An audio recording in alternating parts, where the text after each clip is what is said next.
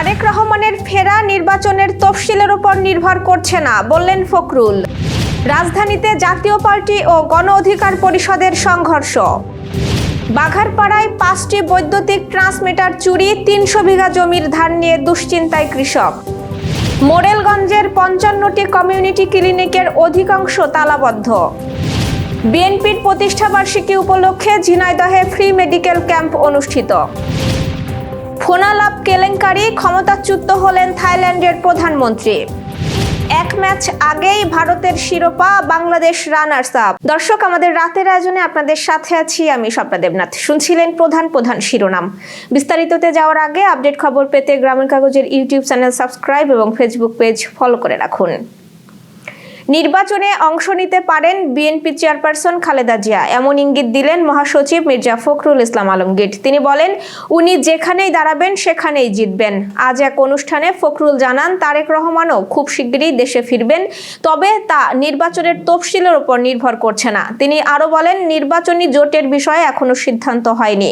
সাজানো বিরোধী দল বানানো আওয়ামী লীগের কাজ, বিএনপির নয়। ভারতের সঙ্গেও বিএনপি সতর্ক কূটনৈতিক সম্পর্ক বজায় রাখতে চায়। রাজধানীতে জাতীয় পার্টি ও গণ অধিকার পরিষদের নেতাকর্মীদের মধ্যে সংঘর্ষের ঘটনা ঘটেছে। আজ সন্ধ্যায় সংঘর্ষের এই ঘটনা ঘটে। এতে বেশ কয়েকজন আহত হয়েছেন বলে জানা গেছে। এ ঘটনায় বিজয়নগর এলাকায় উত্তেজনা বিরাজ করছে। পরিস্থিতি মোকাবেলায় সেনাবাহিনী ও পুলিশ মোতায়েন করা হয়েছে। জাপার নেতাকর্মীদের অভিযোগ, গণ অধিকার পরিষদ মিছিল নিয়ে এসে তাদের উপর হামলা চালিয়েছে। তবে গণ অধিকার পরিষদের দাবি ভিন্ন।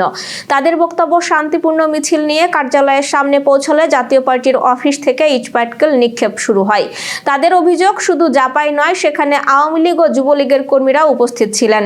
গণ অধিকার পরিষদের সমন্বয়ক আবু হানিফ জানিয়েছেন, এই ঘটনায় গণ অধিকার পরিষদের সাধারণ সম্পাদক রাশেদ খান সহ অন্তত 10 থেকে 15 জন আহত হয়েছেন। এবার যশোর সহ আঞ্চলিক সংবাদ।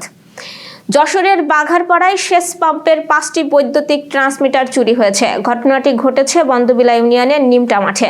আমাদের প্রতিনিধি নাজমুস সাকিব আকাশ জানিয়েছেন, 300 বিঘা জমির ধান নিয়ে চরম দুশ্চিন্তায় পড়েছে কৃষক। চুরি হওয়া ট্রান্সমিটারগুলোর প্রতিটির দাম 45 থেকে 77 হাজার টাকা। এখন পর্যন্ত কোনো ট্রান্সমিটার উদ্ধার করতে পারেনি পুলিশ। ফলে মাঠের জমিগুলোতে দেখা দিয়েছে পানির সংকট। মাঠে চারিদিকে ধানের আবাদ। জমির ওপারের ক্ষেত শুকিয়ে ফেটে গেছে মাটি। কৃষকরা বলছেন, কিছুদিনের মধ্যেই ধানের শীষ বের হবে, কিন্তু পানি না পেলে সব ধান নষ্ট হয়ে যাবে। এদিকে বিএডিসি জানিয়েছে, নতুন ট্রান্সমিটার কিনতে হবে সেচ মালিককেই। কোনো সরকারি সহায়তা নেই। পল্লী বিদ্যুৎ কর্তৃপক্ষ জানিয়েছে, গ্রাহক টাকা জমা দিলে দ্রুত সংযোগ দেওয়া হবে। এ অবস্থায় অসহায় কৃষকদের পাশে দাঁড়িয়েছেন জেলা স্বেচ্ছাসেবক দলের নেতা শামীম আক্তার।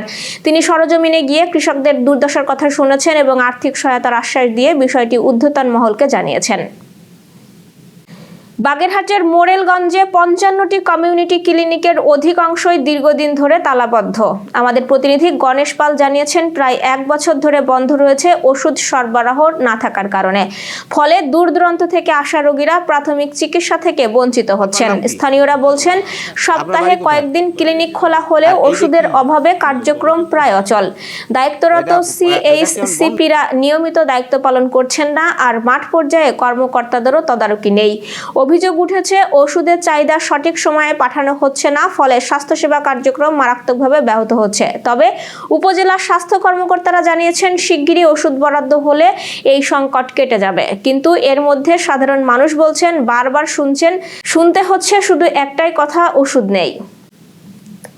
বাংলাদেশ জাতীয়তাবাদী দল বিএনপির 47তম প্রতিষ্ঠা বার্ষিকী উপলক্ষে ঝিনাইদহে ফ্রি মেডিকেল ক্যাম্প অনুষ্ঠিত হয়েছে। আমাদের প্রতিনিধি রাজীব হাসান জানিয়েছেন, আজ সকালে শহরের সিটি কলেজ প্রাঙ্গণে ফ্রি মেডিকেল ক্যাম্পের উদ্বোধন করেন জেলা বিএনপির যুগ্ম সাধারণ সম্পাদক আব্দুল মজিদ বিশ্বাস। সে সময় চেম্বার অব কমার্সের সভাপতি মোজাম্মেল হোসেন, পৌর বিএনপির যুগ্ম সাধারণ সম্পাদক আব্দুর রহমান রিপন, জেলা ছাত্রদলের সাধারণ সম্পাদক মুশফিকুর রহমান মানিক সহ অন্যরা উপস্থিত ছিলেন। স্থানীয় বিএনপি ও অঙ্গ সংগঠনের আয়োজনে দিনব্যাপী শহরের বিভিন্ন এলাকায় 3 শতাধিক রোগীকে বিনামূল্যে স্বাস্থ্যসেবা ও ওষুধ দেওয়া হয়। স্বাস্থ্যসেবা প্রদান করেন ঝিনাইদহ ও মাগুরার 4 জন চিকিৎসক। বিনামূল্যে স্বাস্থ্যসেবা ও ওষুধ পেয়ে সন্তুষ্টি প্রকাশ করেন সেবাগ্রহীতারা। আজ বিকেলে ঝিনাইদহ মহেশপুর হাই স্কুল মাঠে জামায়াতের যুব ও ক্রীড়া বিভাগের আয়োজনে অধ্যাপক মতিয়ার রহমান ফুটবল টুর্নামেন্ট অনুষ্ঠিত হয়েছে। আমাদের প্রতিনিধি আব্দুর রহমান জানিয়েছেন, নাটিমা ফুটবল একাদশ ও মহেশপুর পৌরসভা একাদশ নির্ধারিত সময়ে খেলায় ড্র করে।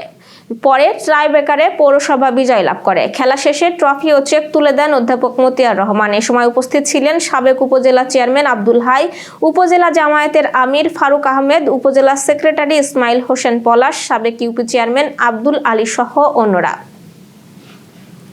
আন্তর্জাতিক সংবাদ।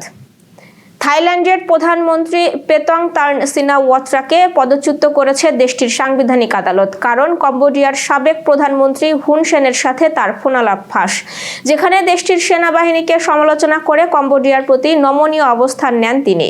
আদালতের মতে এই ঘটনা নীতিগত লঙ্ঘনের শামিল। 2024 সালের আগস্টে সর্বকনিষ্ঠ প্রধানমন্ত্রী হিসেবে দায়িত্ব নিলেও মাত্র 1 বছরেই ক্ষমতা হারালেন সিনাওয়াত্রা। ফোনালাপে হুন সেনকে আঙ্কেল সম্বোধন ও সেনাদের মৃত্যু নিয়ে মন্তব্যে ক্ষুব্ধ হয় থাই জনগণ। এই বিতর্কিত ফোনালাপ ঘিরেই রক্তক্ষয়ী সীমান্ত সংঘর্ষ শুরু হয়েছিল, যা শেষ হয় যুক্তরাষ্ট্রের প্রেসিডেন্ট ট্রাম্পের মধ্যস্থতায়। Renaissance hospital and diagnostic centre. রেনেসাতেই মিলছে কম খরচে উন্নত সেবা। তাই নিশ্চিন্তে আমাদের সেবা নিন, সুস্থ থাকুন। Renaissance hospital and diagnostic centre, সদর হাসপাতাল মোড়, দরাটানা, যশোর। দর্শক, শেষ করব খেলার সংবাদ দিয়ে। ভুটানের সঙ্গে ড্রয়ে রানার্স আপ হলো বাংলাদেশ। দিনের প্রথম ম্যাচেই ভুটানের সঙ্গে ড্র করে বাংলাদেশের শিরোপার স্বপ্ন অনেকটাই ধূলিসাৎ হয়ে যায়। আজ একটু আগে শেষ হওয়া ম্যাচে ভারত 5-0 গোলে নেপালকে উড়িয়ে সাফ অনূর্ধ্ব-17 টুর্নামেন্টের শিরোপা নিশ্চিত করেছে। এরই সঙ্গে বাংলাদেশকে রানার্স আপ হতে হলো। 5 ম্যাচে 15 পয়েন্ট নিয়ে ধরাছোঁয়ার বাইরে থেকে ভারত চ্যাম্পিয়ন। সমান ম্যাচে বাংলাদেশ 10 পয়েন্ট নিয়ে রানার্স আপ হয়েছে।